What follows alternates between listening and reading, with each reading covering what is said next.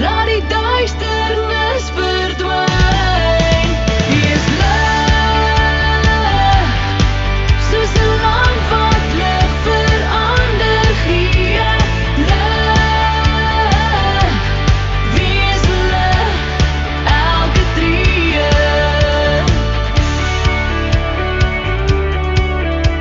Jou oë is die venster om die vuur te wys wat binne jou brand. Jou lewe is die padkaart wat die weg wys na die beloofde land. Jou hande wys sy liefde wat gebroken is met troos omvou. Jou voete los die spore van die waarheid vir almal agter jou. Wie sal hy kan stuur om sy lig te wees? Wie's bereid om die sout vir die wêreld te wees? Dis ek en jy. Wees lig, wees 'n lig wat in die donker skyn.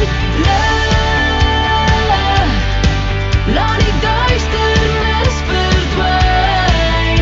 Wees lig, soos 'n lamp wat lig verander gee. Lig, wees lig, elke tree.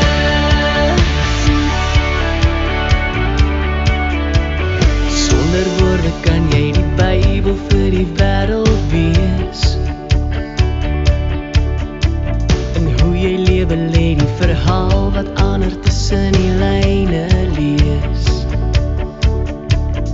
Wat doen jy vandag om jou naaste in liefde te dien? Wat doen jy vandag sodat almal Jesus in jou oë kan sien? Sal hy jou kan stuur om sy lig te wees? Is jy bereid om die sout vir die wêreld te wees? Staan op en kom, wees lig. Wees 'n lig wat in die donker skyn. Lig, laat die duisternis verdwyn. Wees lig, soos 'n lamp wat lig verander gee. Lig, wees lig, elke tree.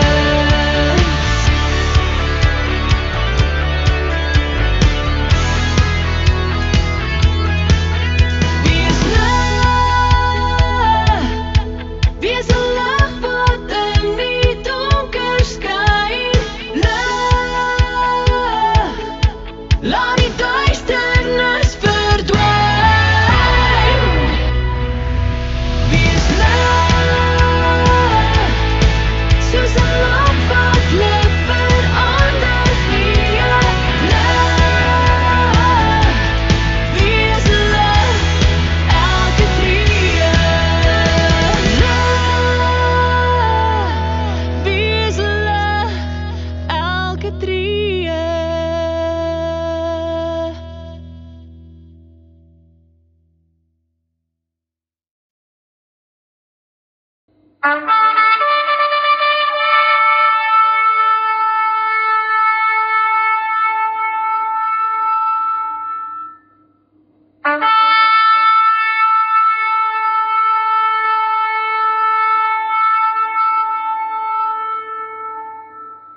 Geliefdes, hartlike goeiedag en baie welkom by vandag se boodskap.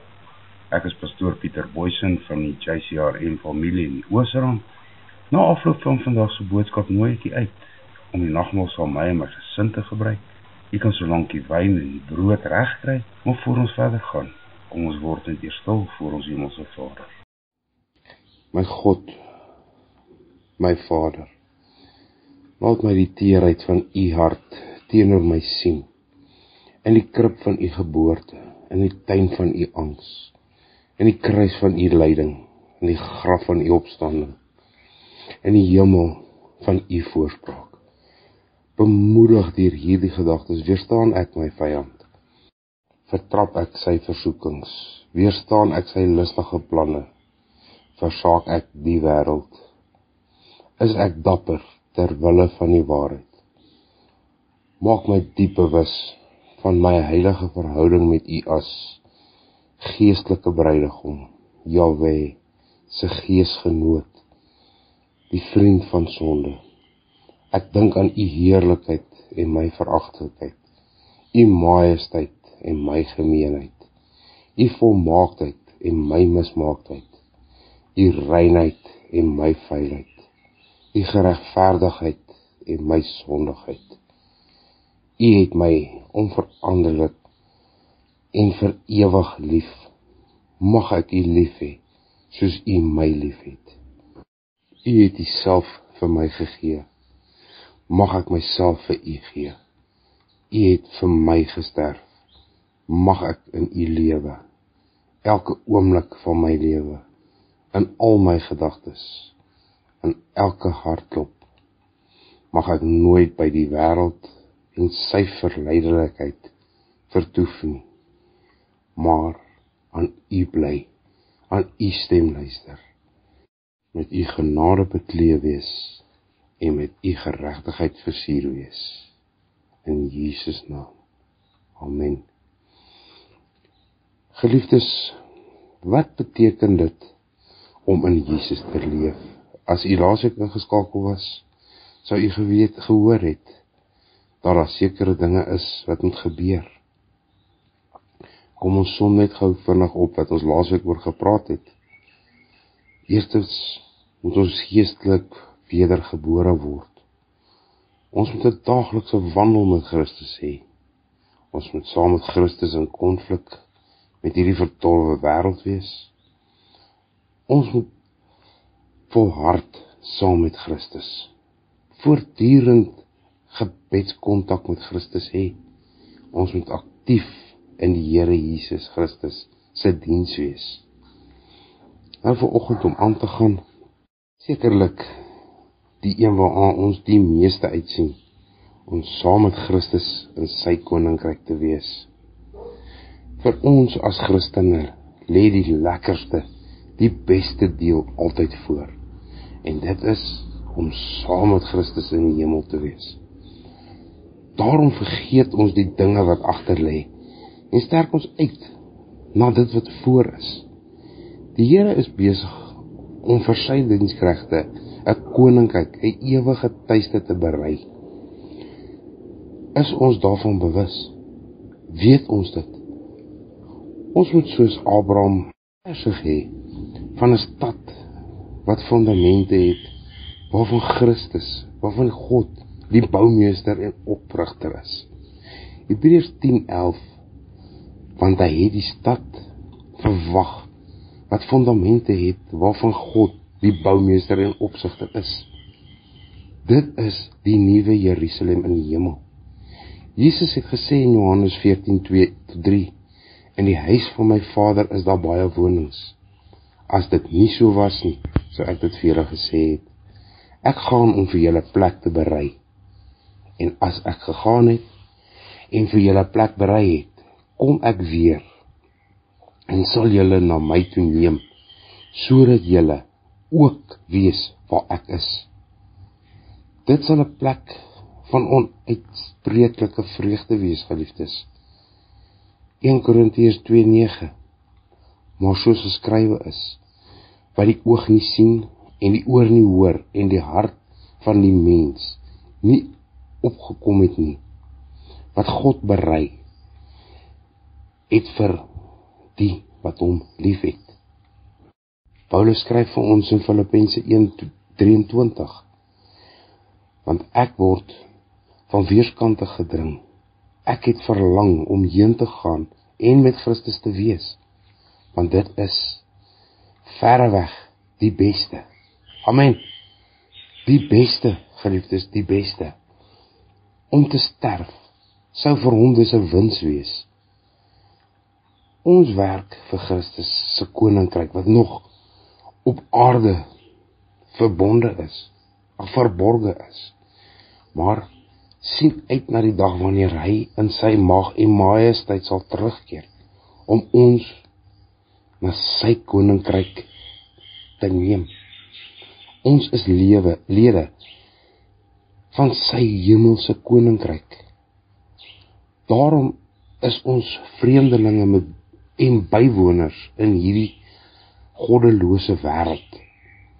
Die bevestiging hiervan word vir ons in Filippense 3:20-21 gegee, want ons burgerskap is in die hemel, vanwaar ons ook as verlosser verwag die Here Jesus Christus, van sy vernederende liggaam van genade sal verander, om gelykvormig te word aan sy verheerlike liggaam, volgens die werke waardeur hy ook alles aan homself kan onderwerp.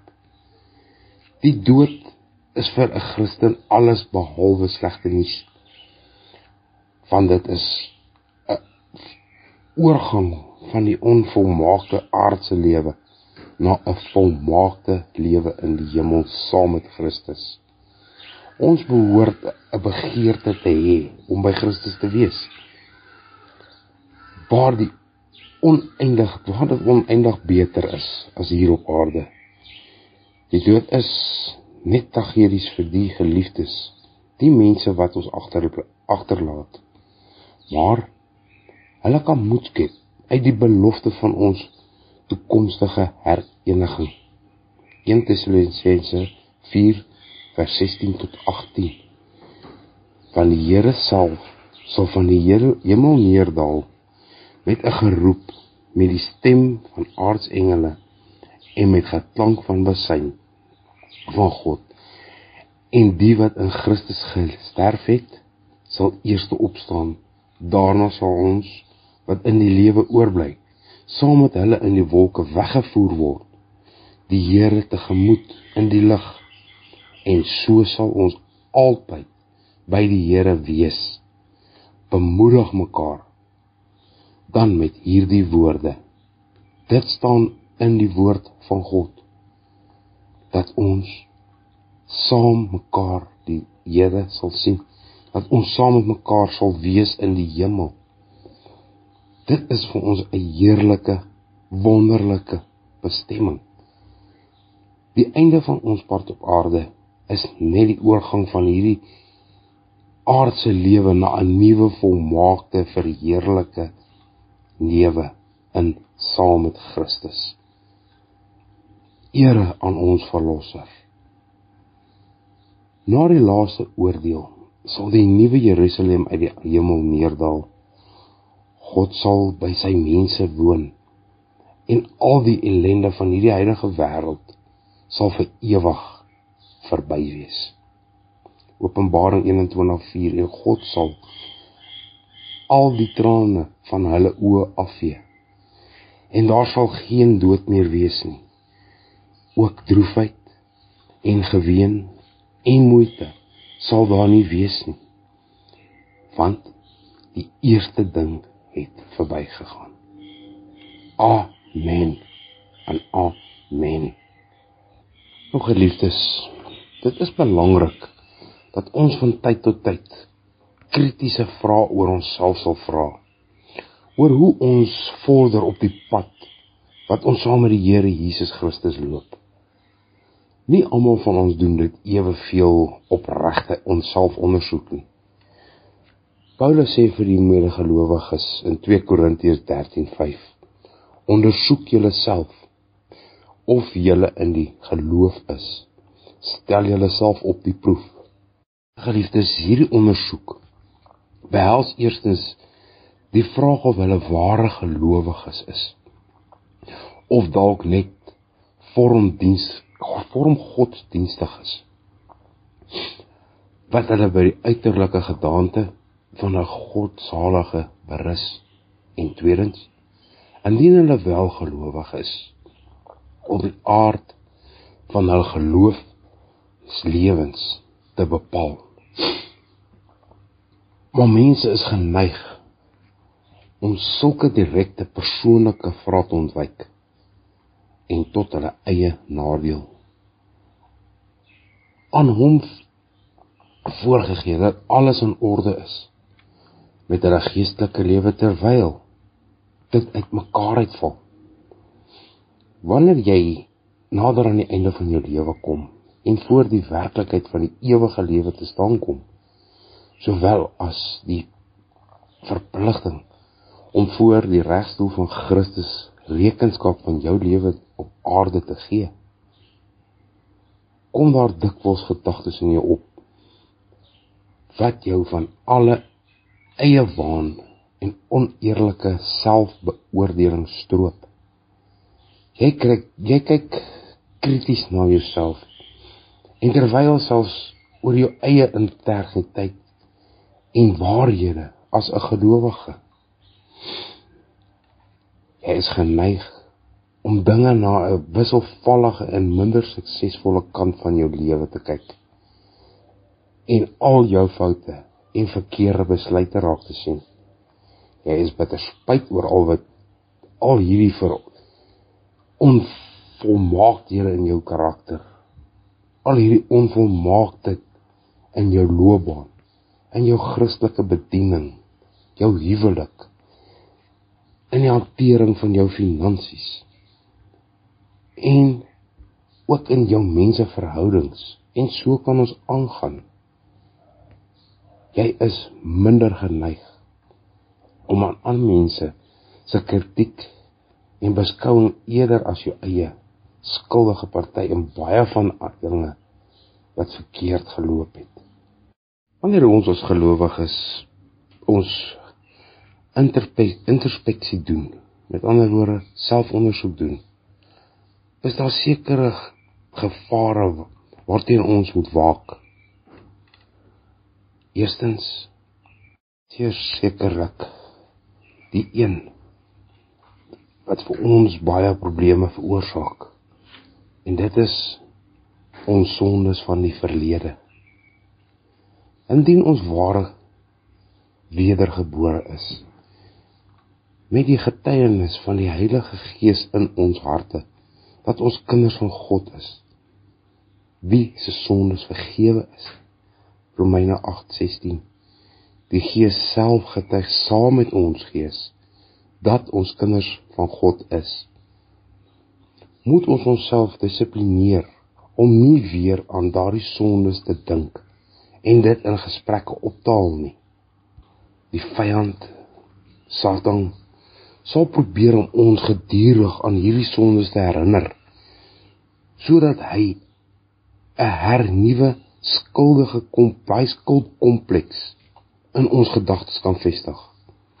Indien ons hieraan toegee, sal hy mettertyd vra in ons gemoed laat opstaan, of ons werklik gered is. Vergeet die dinge wat agter is, en strek jou uit na wat voor is. Filippense 3:14. Maar een ding,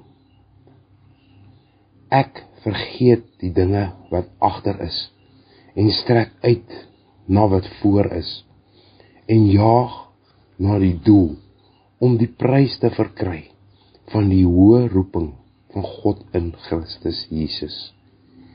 Die Here sê oor sy dwaalende volk, wat met berou na hom toe terugkeer, ek sal julle ongeregtighede vergewe, en aan julle sondes nie meer dink nie.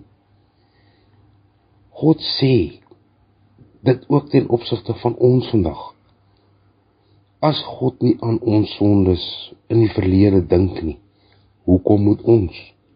Hoekom dra ons daai pakkie saam? Hoekom dra ons daai las? Het God nie gesê, neem my kruis op, want dit is lig en gemaklik?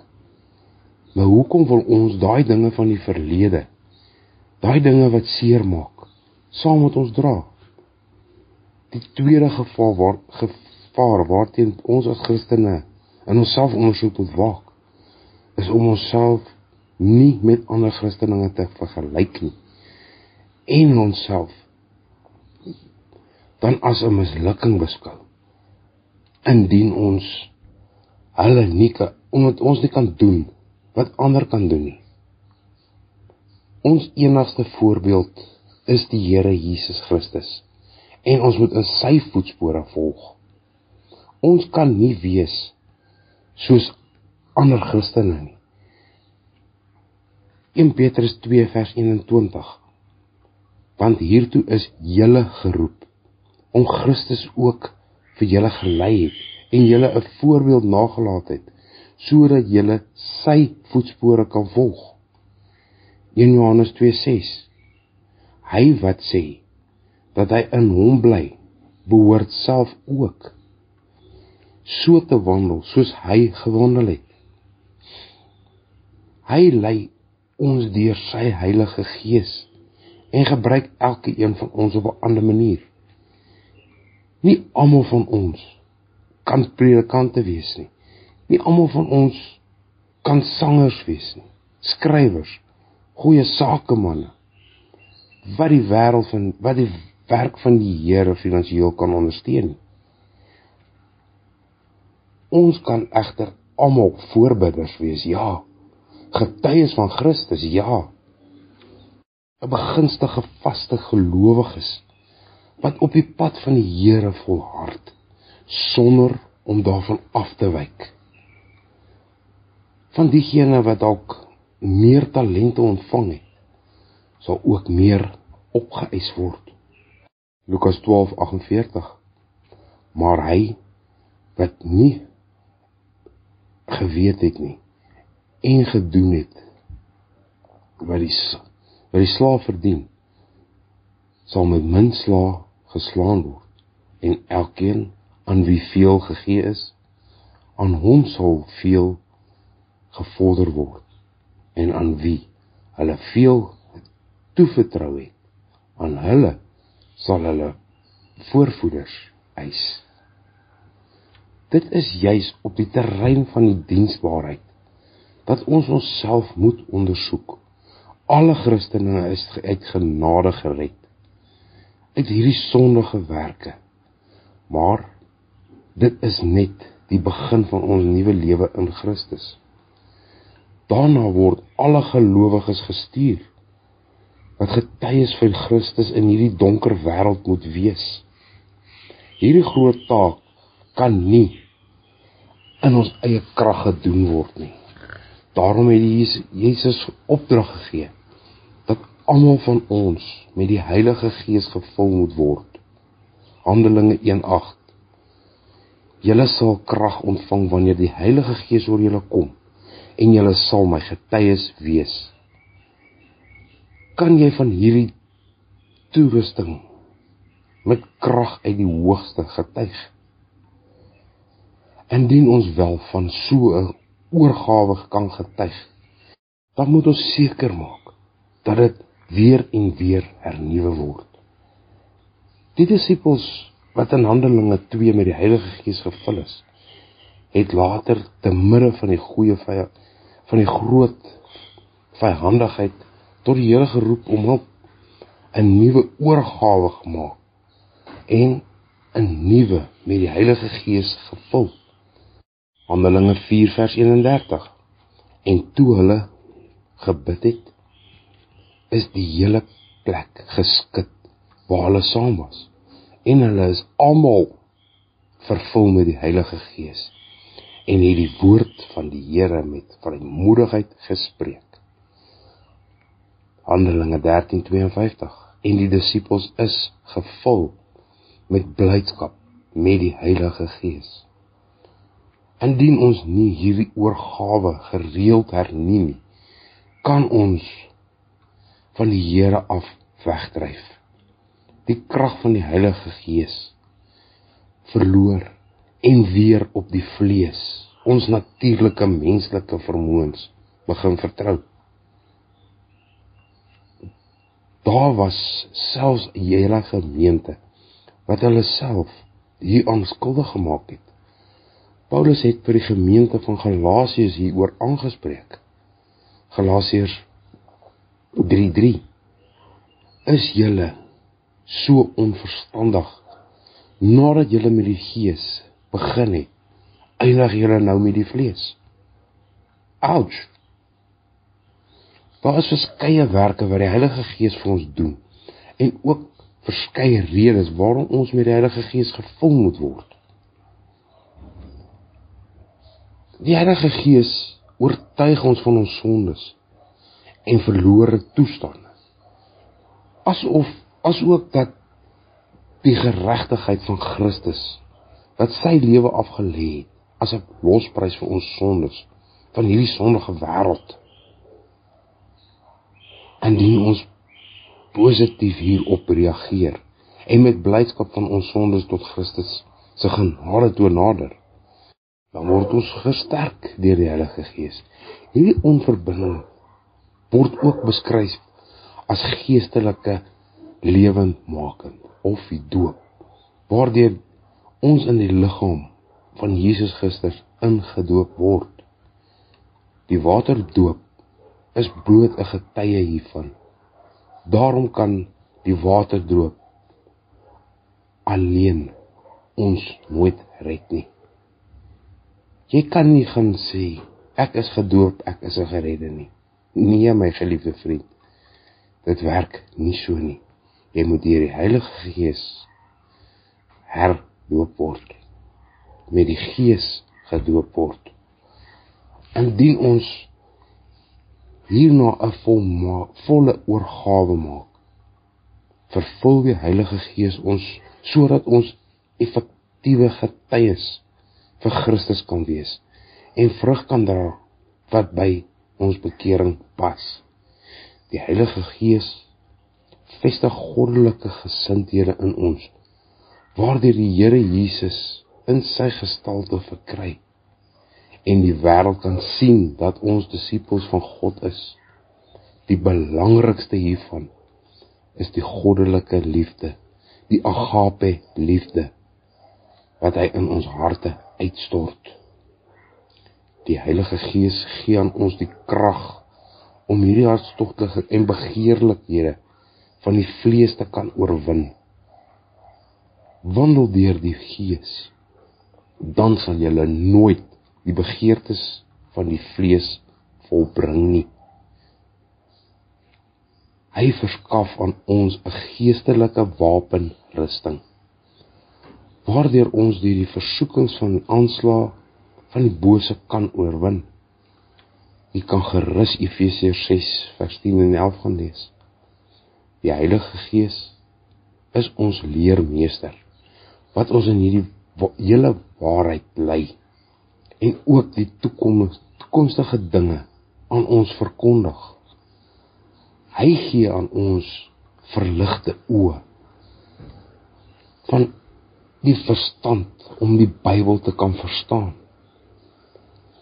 en herinner ons aan alles wat die Here Jesus Christus sy disippels geleer het. Hy is ook ons trooster, wat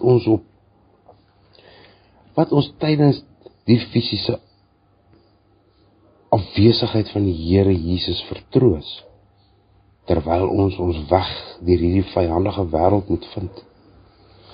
Hy getuig van Jesus, as ook van ons herontmoeting met hom, nadat hy in die hemel opgeneem is, en vir ons 'n plek gaan berei het.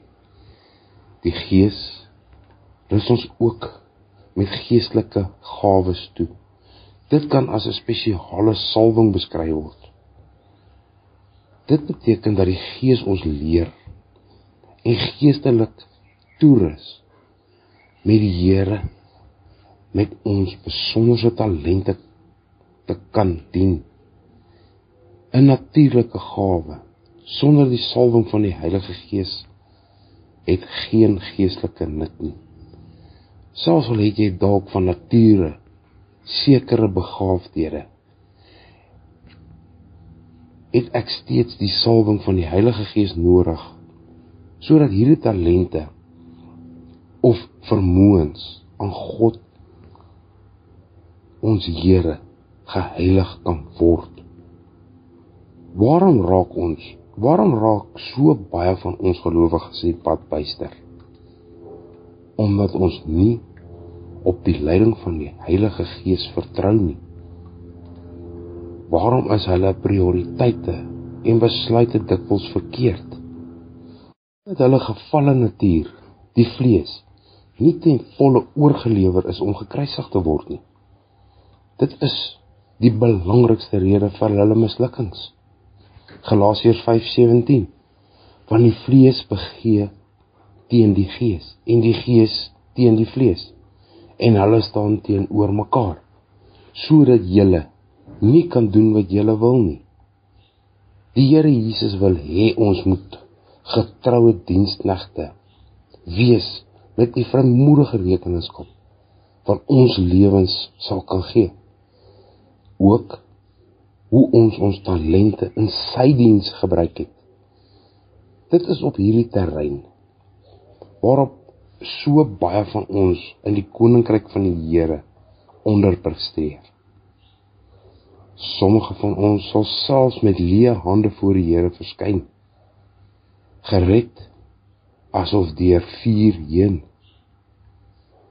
Dit is goed om tekortkominge van hierdie aard in 'n vroeë stadium te kan identifiseer, want dan kan ons betyds seker maak dat ons gered is en ook met die Heilige Gees gevul is, sodat ons goeie en getroue diensknegte van Christus kan wees. Almal van ons wil tog eendag hierdie woorde uit die Here Jesus uit God se mond hoor.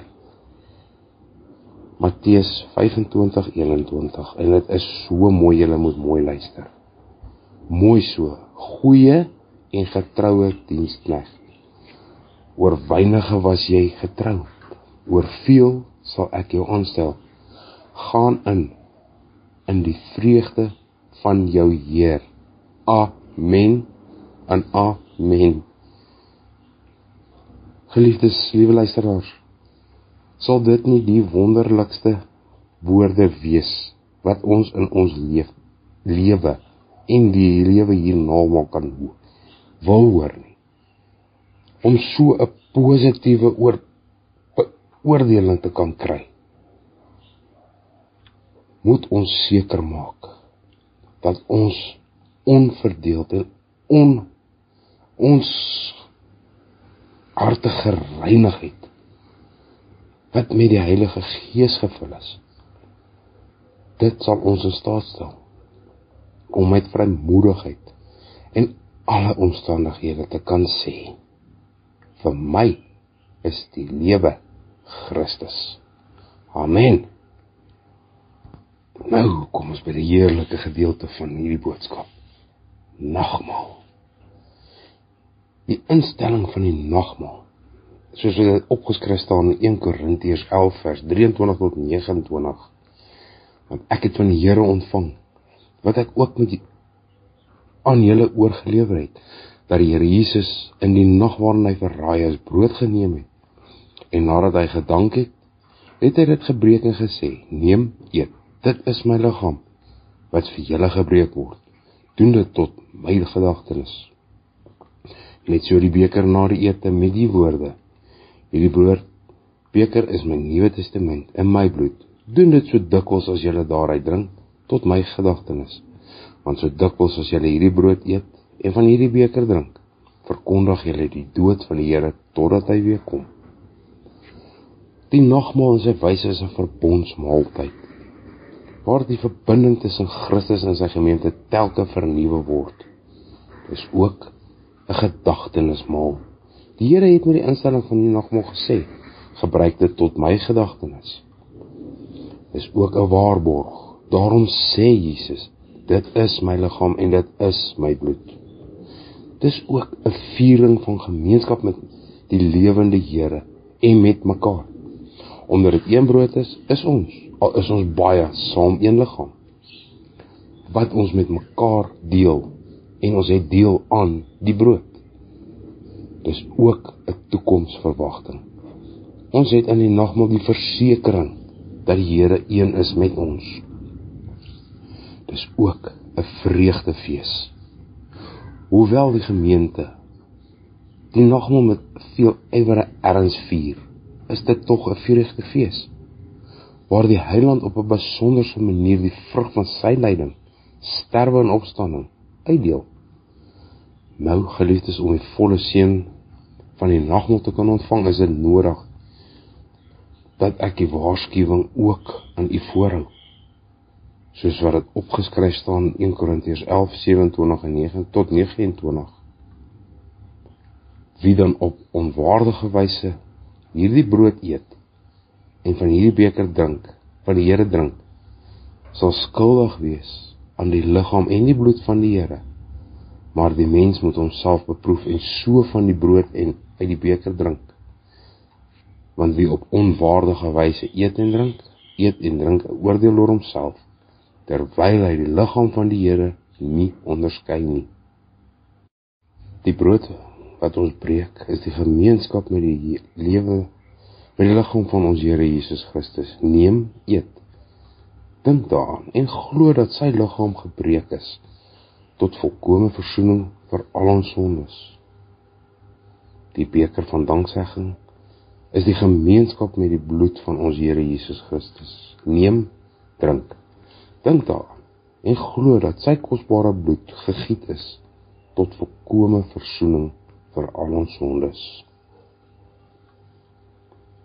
Barmhartige God en Vader, ons loof en prys u dat u uit genade u seun aan ons geskenk het. As middelaar wat deur sy kruis en opstanding die straf van ons sondes gedra het, en so vir ons die voedsel en drank van die ewige lewe geword het. Ons dankie dat u aan ons die geloof skenk, waardeur ons in hierdie weldade kan deel. Ons dankie dat ons opnuut deur hierdie nagmaal in ons geloof versterk is. Ons bid dat u deur die werking van die Heilige Gees die gedagtenis aan ons Here Jesus Christus en die verkondiging van sy dood totdat hy kom, sal gebruik om ons daagliks te laat groei in die regte geloof en in innige gemeenskap met Christus. Ons bid dat u deur die werking van die Heilige Gees u goddelike doel met hierdie nagmaal sal bereik. Amen. Geliefdes, liewe vriend, die beloftes van die Here in die woord. Die belofte van vandag kry ons in Romeine 10:13, want elkeen wat die naam van die Here aanroep, sal gered word. Do you feel like the odd one out, wandering in the desert, or feeling like you're just on a big ocean on your own? While everyone around you goes to places to worship, to praise our Heavenly Father, but you just don't feel that you are comfortable wherever you go. Come and visit JCR MTS, a calling for reformation, yes, at the Jesus Christ Reformation Ministration and Theological Seminary. We have every Sunday at 9 o'clock sermons at Waaluwe van der Bijl Park, as well as other venues across the country. We also provide you with faith-based registered counsellors, married officers. We provide funeral services, seminary training, cell groups, youth activities, and much more. So contact myself, Pastor Aubrey Berger, at 076 479 7517, or consult Jill at 074 689 6263. Pastor Peter Boyson at Brakpan 068 577 9817. Pastor Frikkie at KZN 079 261 1332. Evangelist Kobus Smit, yes, he's in the West Rand, 079 509 3306. And then there's Pastor Barry in Primrose at 074 089 7849. There's no excuses anymore. Wherever you want us, you will find us. So contact us right now.